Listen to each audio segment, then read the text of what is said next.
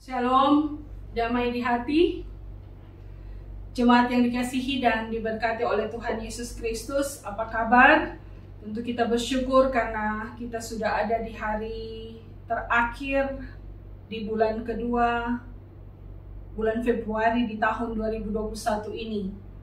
Kita sangat merasakan waktu berjalan begitu cepat dan kita juga sangat bersyukur karena kita mengalami kekuatan dan penyertaan Tuhan yang selalu mengasihi hidup kita.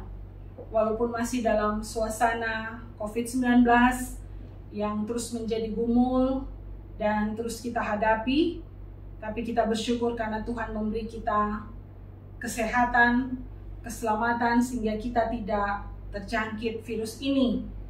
Lebih juga bersyukur karena kita mendapatkan data bahwa terjadi penurunan yang cukup banyak dari penderita yang terjangkit COVID-19 dan ada peningkatan juga yang sangat besar mereka yang terjangkit boleh sembuh. Semoga gejala ini tentu dapat berlangsung saudara-saudara seiring dengan vaksinasi dari para petinggi hingga masyarakat luas baik yang ada di Indonesia maupun yang ada di negara-negara lain di dunia ini. Dan hari ini juga sebagai mana kita ada di hari Minggu Sengsara yang kedua, masih dalam penghayatan pada penderitaan Yesus Kristus, kita diajak untuk menghayati, memikul salib Kristus dengan mengedepankan ketaatan kepada Kristus sendiri. Saudara-saudara yang dikasihi dan diberkati Tuhan, pembacaan kita dalam Nehemia 7 ayat 61 sampai 73 masih juga dalam konteks bagaimana situasi bangsa Israel yang sedang dalam pemulihan setelah mereka dibuang di tanah Babel. Ketika bangsa Persia menguasai bangsa Asyur dan kemudian menguasai bangsa Babel, maka terjadi perubahan konstelasi politik waktu itu. Tuhan memakai Raja Koresi untuk menginstruksikan akan pemulangan orang-orang Israel yang dibuang di tanah Babel. Dan kemudian di zaman Raja Artasasta, Esra dan Nehemia diinstruksikan oleh Artasasta untuk mengkoordinasi orang-orang Israel di tanah pembuangan itu untuk boleh kembali ke tanah Israel. Nah, kita ingat tentu bahwa adapun Esra diberi tugas untuk menata layani pelayanan bidang ritual keagamaan, dalam hal ini ibadah dan liturgi bangsa Israel, sedangkan Nehemia yang pada saat itu menjadi bupati, dia bertugas untuk mengkoordinir rakyat dan masyarakat Israel di Yerusalem dan sekitarnya. Nehemia adalah seorang bupati yang takut akan Tuhan, sebagaimana yang kita dapat lihat dalam pasal pertama dijelaskan bagaimana Nehemia sebagai pendoa dan yang tetap melaksanakan puasa. Ada doa singkatnya dikatakan, Tuhan yang maha pengasih dan penyayang, kami telah berbuat dosa, ampuni dan berilah belas kasih-Mu kepada kami. Dengarlah doa hamba-Mu, beri kesuksesan terhadap kerja dan misi hamba-Mu. Pekerjaan Nehemia bukan dimulai dengan mengandalkan diri sendiri saudara-saudara, tetapi mengandalkan Tuhan, kemudian melalui tentu berdoa dan berpuasa. Dengan bertindak demikian, Tuhan membuka jalan pelayanan Nehemia. Tuhan membukakan mata Raja Artasasta dan dia terus diberi hikmat oleh Tuhan ketika mengalami masalah dalam pembangunan Yerusalem. Saudara-saudara yang dikasihi dan diberkati oleh Tuhan Yesus Kristus, salah satu yang dikedepankan oleh Esra dan Nehemia adalah pentingnya identitas. Bukan politik identitas, tetapi faktor identitas atau jati diri pribadi, keluarga, agama, dan bangsa.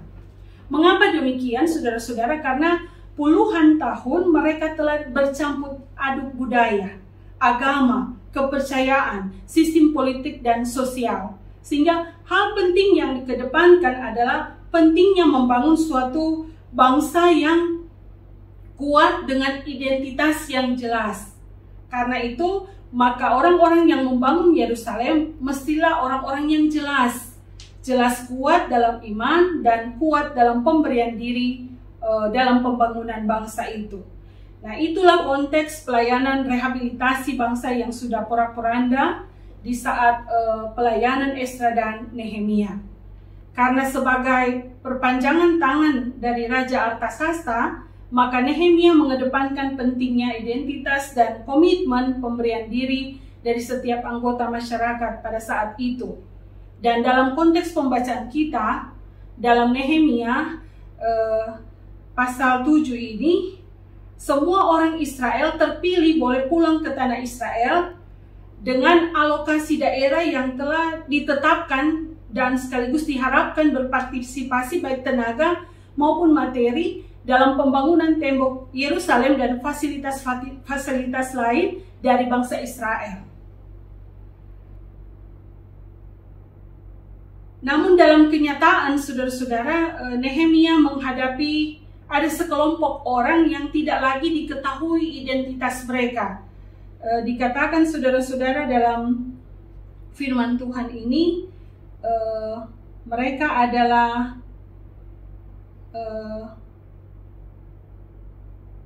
seperti Bani Delaya, Bani Tobia, Bani Nekoda yang berjumlah 642 orang. Kemudian keturunan imam yakni Bani Habaya, Bani Hakos, Bani Barsilai. Adapun sikap Nehemia terhadap Bani ini tidaklah ekstrim, artinya mereka tidak dikeluarkan dari rombongan yang kembali dari tanah pembuangan ke tanah Israel, tetapi mereka karena mengedepankan identitas, sekali lagi, tidak diperkenankan melakukan hal-hal yang berhubungan dengan tugas-tugas inti seperti tugas keimaman.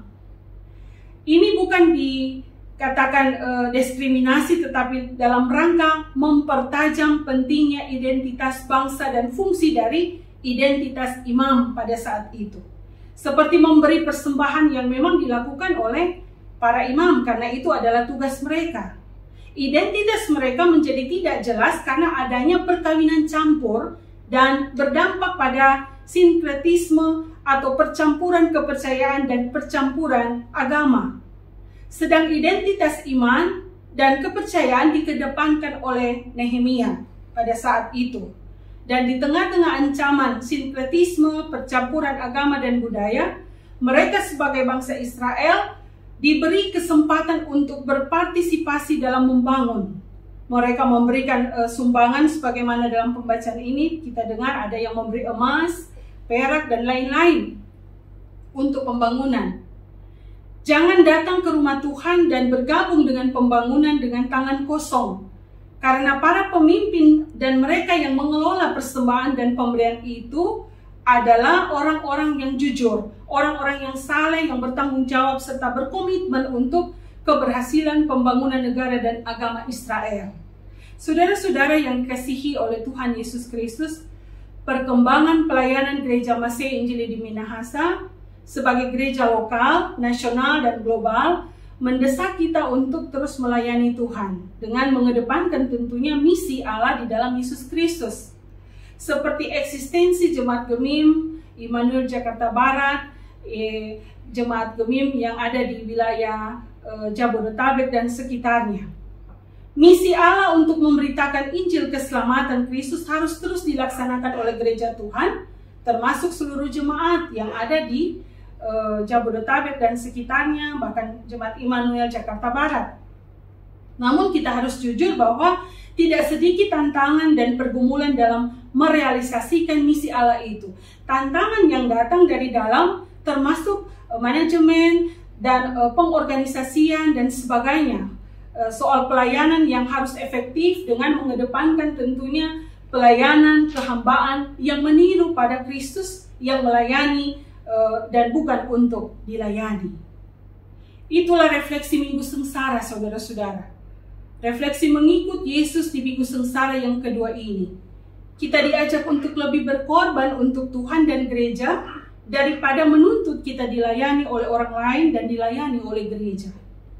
Selanjutnya tentu dari pembacaan kita di minggu berjalan ini, kita juga diajak untuk melihat bahwa identitas orang Minahasa dan suku-suku lain seperti Sangihe dan suku-suku lainnya menjadi komunitas orang Kristen, komunitas orang percaya di lingkup gereja Masehi Injili di Minahasa harus juga dilihat sebagai bagian dari sesungguhnya pembangunan tubuh Kristus, pembangunan gereja Tuhan, dan bukan untuk pembangunan diri sendiri. Inilah yang harus kita tentunya pikirkan, dan inilah tentunya yang harus kita refleksikan dalam panggilan hidup kita. Saudara-saudara yang dikasihi dan diberkati oleh Tuhan Yesus Kristus, selanjutnya tentu kita bersyukur karena kita tetap terus ada di dalam kemajuan pembangunan gereja yang penting demi kemuliaan Tuhan, dan tentunya dengan berbagai-bagai partisipasi dari orang-orang yang terpanggil untuk dengan sukacita menopang tugas kerja pelayanan gereja baik di tingkat jemaat, wilayah maupun sinodal. Ini menjadi satu bagian kekuatan gereja Masehi Injili di Minahasa, dan tentunya juga menyangkut soal kemajuan pembangunan gereja. Identitas kesukuan tadi harus kita lihat bukan dalam diskriminasi dalam gereja, tetapi dalam rangka penguatan gereja Masehi Injili di Minahasa. Orang-orang Minahasa, lebih khusus di daerah Jakarta Barat dan tentunya di wilayah Jabodetabek, sebagai orang-orang pilihan Tuhan Allah yang bergabung di dalam komunitas pelayanan gereja Masehi Injili di Minahasa adalah orang-orang yang punya potensial untuk membangun gereja Tuhan. Dan semoga kita bisa menjadi Nehemia modern atau Nehemia di abad 21 yang walaupun masih menghadapi pergumulan COVID-19 dengan semua dampak akibat wabah ini, kita terus mengedepankan identitas umat pilihan Tuhan yang siap berkorban jiwa dan raga, pikiran dan materi untuk pembangunan tubuh Kristus, dan ini diharapkan berdampak dalam pembangunan bangsa teristimewa di kota Jakarta, dan lebih khusus lagi di setiap jemaat yang ada di wilayah Jabodetabek, khususnya juga Jemaat Gemim Immanuel Jakarta Barat dan sekitarnya. Semoga ketaatan, kesetiaan, dan pemberian diri kita berbau harum di hadapan Tuhan, dan Tuhan memberi kekuatan bagi kita semua untuk lebih bersemangat lagi dalam membangun gereja Tuhan sebagai komunitas jemaat kini di sini, dan tentunya untuk selama-lamanya di mana Tuhan mengutus dan menghadirkan kita. Amin.